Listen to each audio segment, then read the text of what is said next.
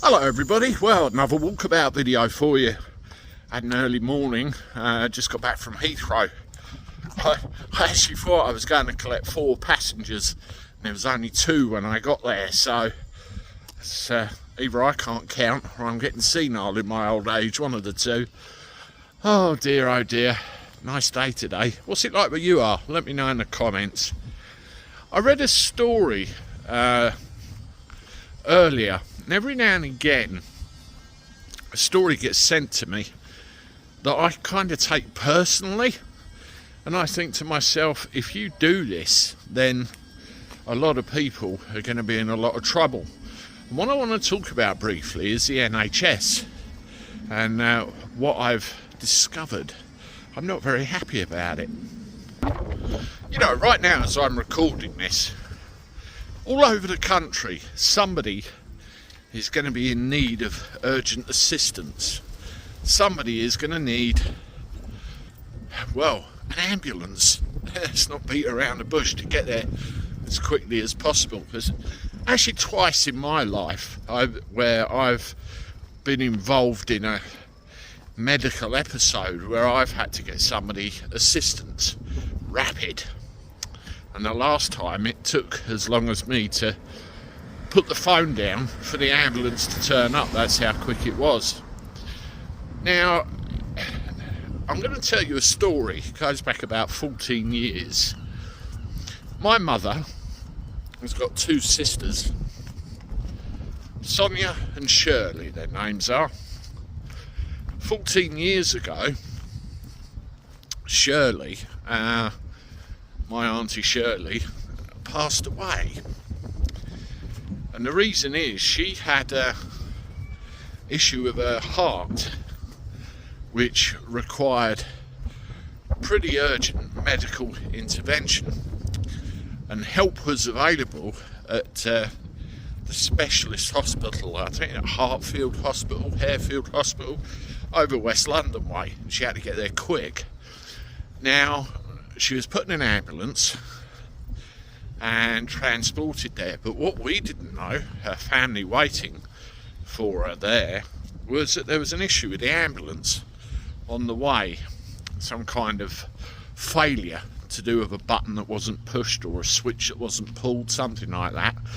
The long and short of it was, it took far longer to get her to hospital to get that urgent care that she needed than it necessarily should have done, and as a result we lost her 14 years ago.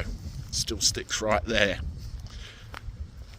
Well, roll forward to present day, and you're getting a high number of people that require attention and require rapid attention, strokes, heart attacks, that sort of thing, and they need to get to hospital quick.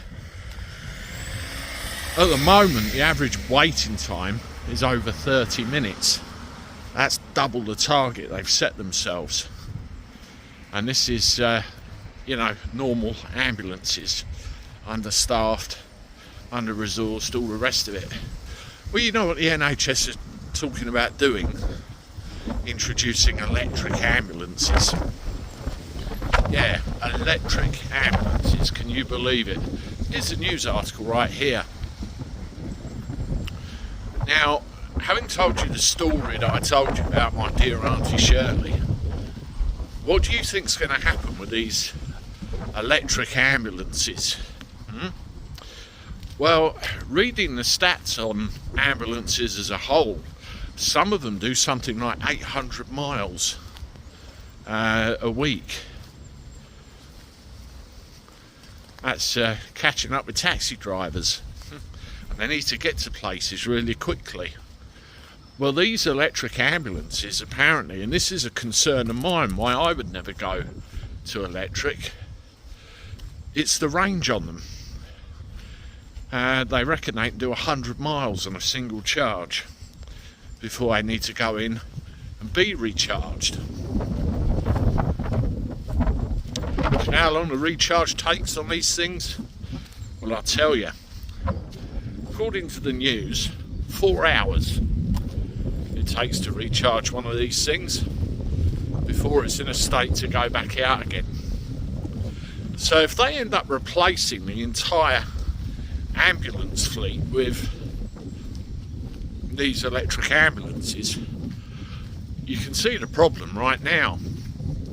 And it does come across like they care more about net zero than they care about saving the lives of the patients that are trusting them to get there and help.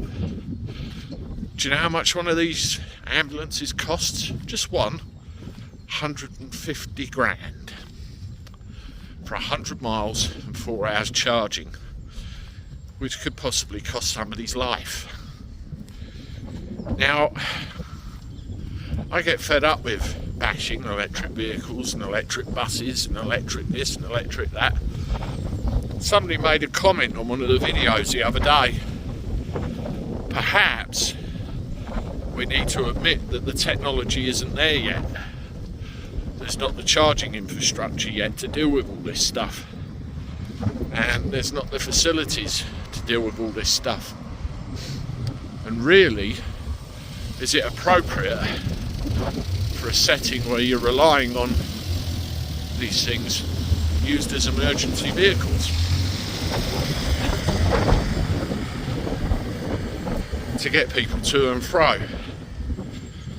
It really is worrisome, isn't it? You know, you've got ambulances. What next? Police cars? They might have done that already for all I know. Fire engines, fast pursuit vehicles. The list is endless. If they do this, you're relying on a technology that hasn't got the legs to cope with anything. And also, you've got the problem with the fires, where they're effectively catching light.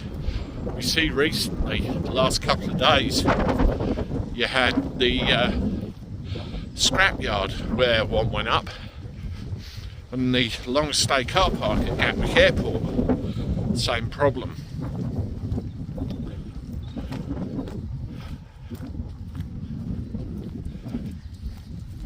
Now with Gatwick Airport,